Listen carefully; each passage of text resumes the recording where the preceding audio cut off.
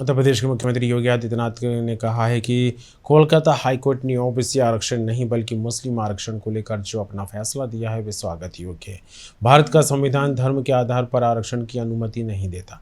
पश्चिम बंगाल के मुख्यमंत्री टीएमसी की सरकार ने राजनीतिक तुष्टीकरण के पराकाष्ठा पर चलते हुए 2010 में 118 मुस्लिम जातियों को जबरन ओबीसी में डालकर उन्हें आरक्षण दिया। इसका मतलब ओबीसी का हक जबरदस्ती हड़प रही है। इस असंवैधानिक कृत्य पर हाईकोर्ट ने टीएमसी सरकार के फैसले को पलटा है और एक जोरदार तमाचा मारा है। कोलकाता हाईकोर्ट ने ओबीसी आरक्षण नहीं बल्कि मुस्लिम आरक्षण को लेकर के जो अपना फैसला दिया है वह स्वागत योग्य है।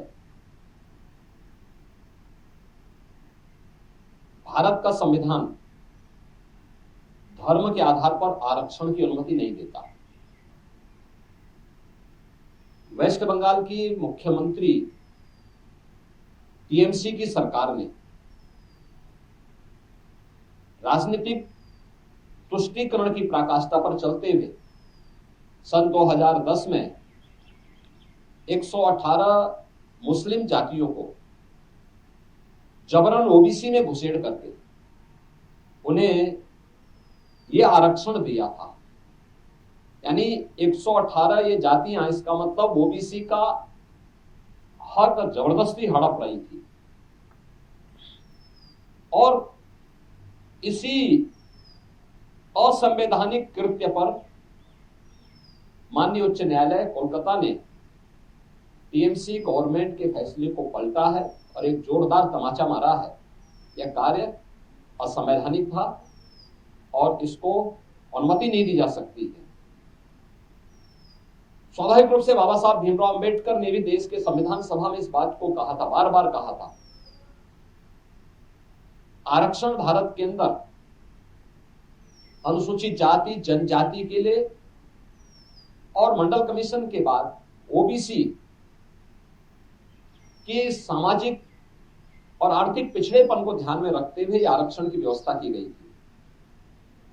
लेकिन धर्म के आधार पर आरक्षण की इजाजत भारत का संविधान कभी नहीं देता। और बाबा साहब भीमराव अंबेडकर ने इसके लिए बार बार देश को वार्न किया था कि धर्म के आधार पर भारत का विभाजन हुआ था। हमें फिर से कोई ऐसी स्थिति नहीं पैदा करनी चाहिए जो उस देश को विभाजन की ओर धकेले। और मुझे लगता है कि यह फैसला एक नजीर बनना चाहिए। यह फैसला जो कर्नाटक के अंदर कांग्रेस की सरकार ने ओबीसी के अधिकार पर इसी प्रकार की सेंधमारी करते हुए मुसलमानों को आरक्षण देने का काम किया है, और कांग्रेस की सरकार ने आंध्र प्रदेश के अंदर भी इस प्रकार की जो शरारत की थी, इसका जोरदार जवाब दिए जाने की आवश्यकता है।